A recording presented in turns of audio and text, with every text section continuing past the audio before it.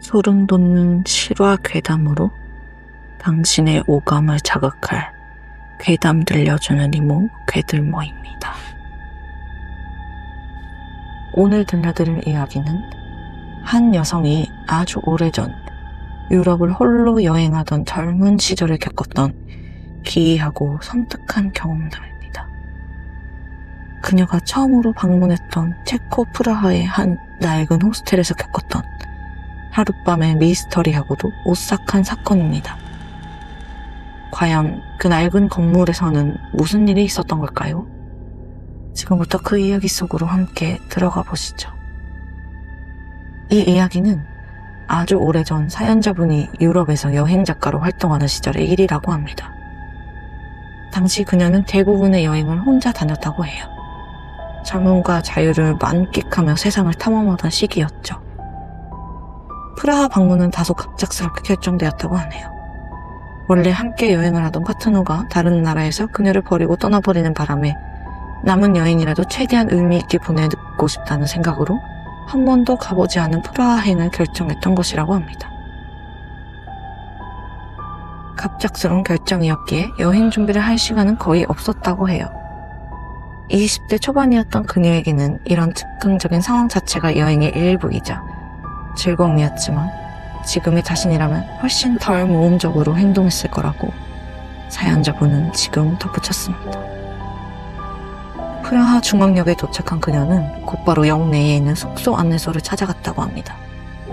그리고 시내 중심가에서 그리 멀지 않은 호스텔을 추천해달라고 요청했죠. 안내소 직원이 그녀에게 추천해준 곳은 구시가지에서 도보로 약 10분 거리에 있는 그다지 눈에 띄지 않는 거리에 위치한 거대하고 허물어져가는 슬레이트 회색빛의 아르데코 양식의 건물이었다고 합니다. 겉모습만 봐도 꽤 오래되고 관리가 잘 안 된 듯한 인상이었죠. 호스텔 안으로 들어서자 그 인상은 더욱 강해졌다고 합니다. 한때는 분명 아름다웠을 내부였지만 그녀가 체크인할 당시에는 싸구려 얼룩진 카펫이 깔려 있었고 낡고 여기저기서 모은 듯한 어울리지 않는 가구들로 가득 차 있었다고 해요. 대부분의 조명기구는 고장나 있어서 로비를 제외한 건물 내부는 전체적으로 어둡고 음침한 분위기였다고 합니다. 고잉 물 냄새와 먼지 냄새가 코를 찔렀다고 합니다. 하지만 당시 젊고 모험심 강했던 사연자분은 이런 분위기마저도 여행의 일부로 받아들였던 것 같습니다. 그녀는 자신의 방에 들어갔습니다. 하룻밤에 12달러짜리 15,000원 정도겠네요. 2인실이었다고 해요. 방에 들어서자마자 룸메이트가 있다는 사실을 알 수 있었다고 합니다. 룸메이트는 자리에 없었지만 방 한쪽에는 그녀의 것으로 보이는 여행 가방이 놓여 있었고 플라스틱 의자 등받이에는 옷이 단정하게 개어져 걸려 있었으며 낡은 책상 위에는 화장품 용기들이 흩어져 있었다고 합니다. 그리고 침대 위에는 독일 패션 잡지 몇 권이 쌓여 있었다고 해요. 이런 흔적들을 통해 사연자분은 자신의 룸메이트가 독일에서 온 여성이 아닐까 하고 막연히 추측했다고 합니다. 이번 프라하 여행은 완전히 즉흥적이었기 때문에 사연자분에게는 아무런 계획이나 목표가 없었다고 합니다. 그래서 그날 오후는 구시가지 광장, 유대인 지구, 바칠러프 광장 등 발길 닿는 대로 돌아다니며 탐험하는 시간을 가졌다고 해요. 엄마에게 선물할 체코 크리스탈 몇 점과 길거리 노점에 파는 예쁜 그림이 그려진 달걀 장식품을 자신을 위해 구입했다고 합니다. 또한 그날 저녁 해질녘에 출발하는 1인용 디너 크루즈를 예약하기도 했고요.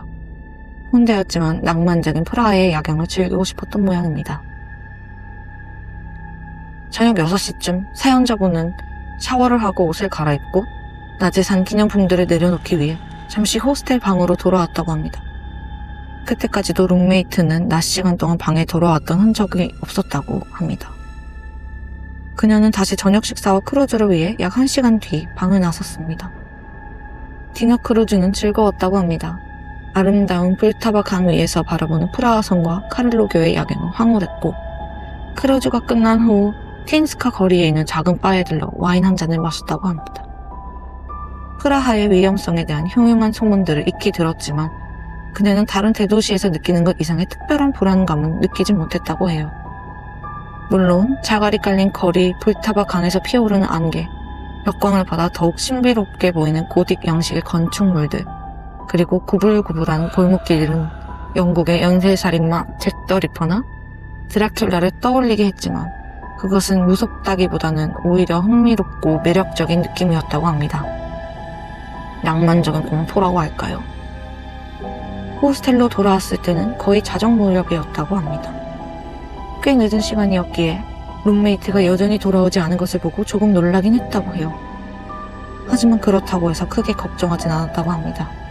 배낭여행객들은 워낙 반덕스럽고 예측 불가능한 부류라는 것을 알고 있었기 때문이죠.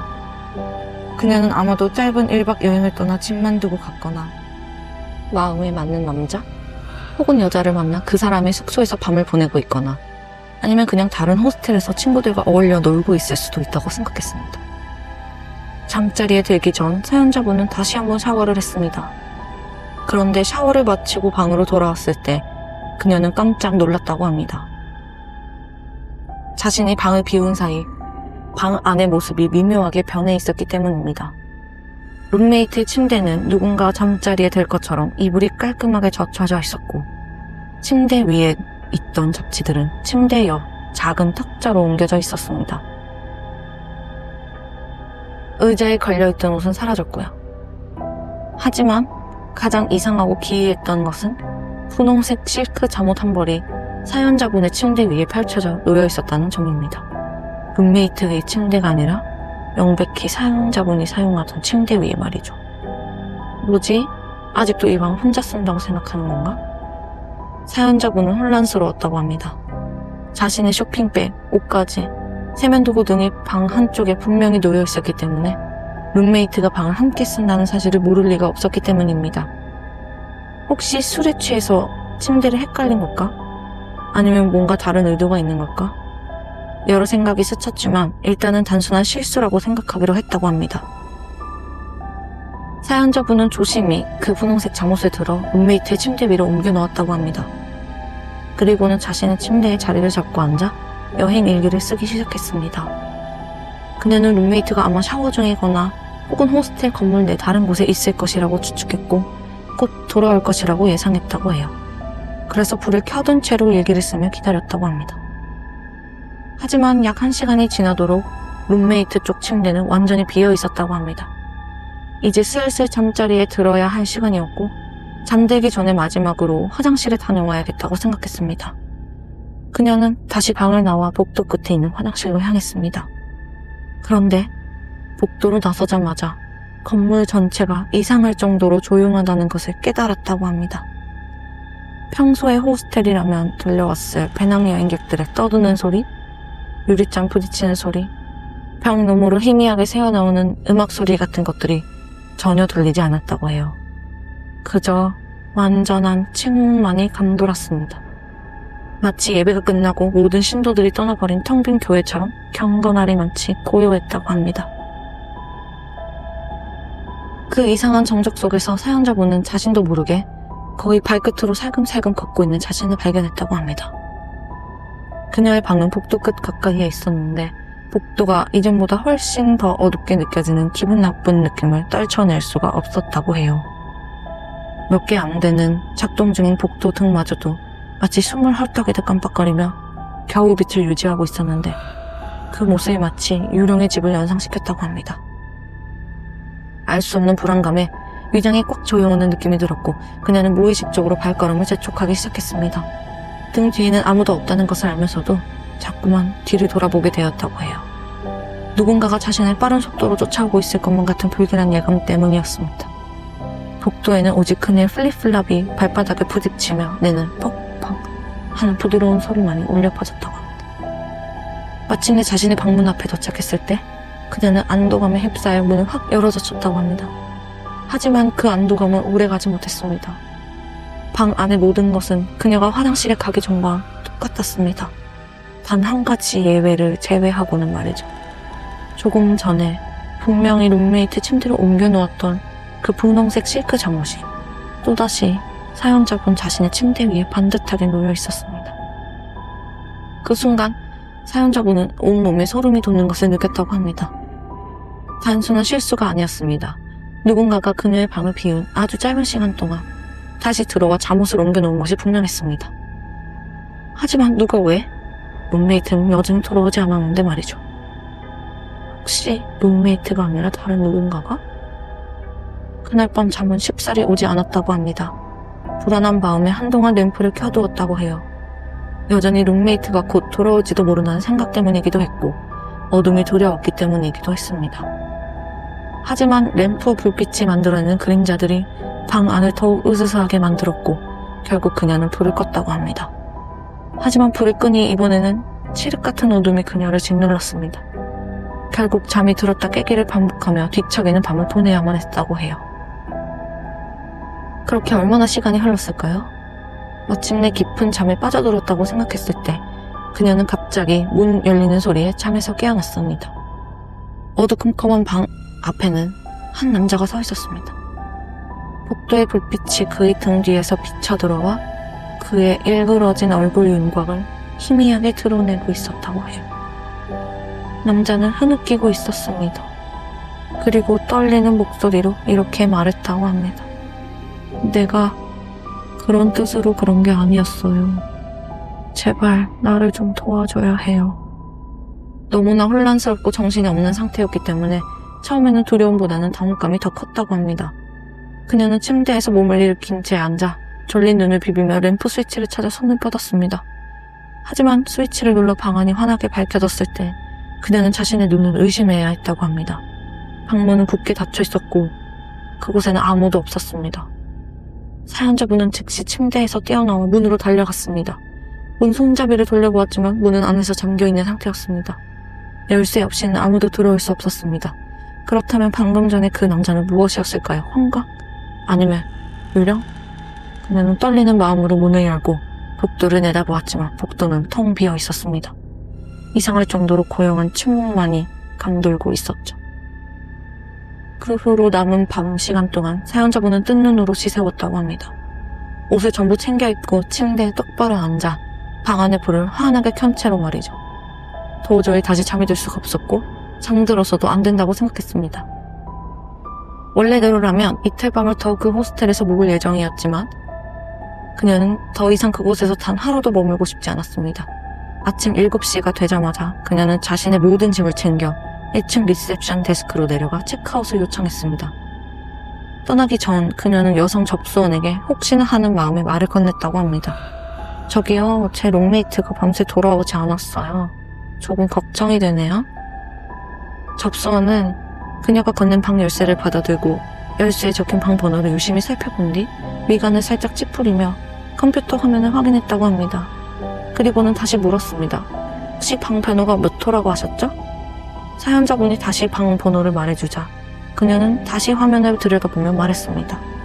그 목소리는 약간의 혼란과 믿을 수 없다는 듯한 기색을 띠고 있었다고 해요. 손님, 죄송하지만 그 방은 3주 전부터 비어 있었습니다.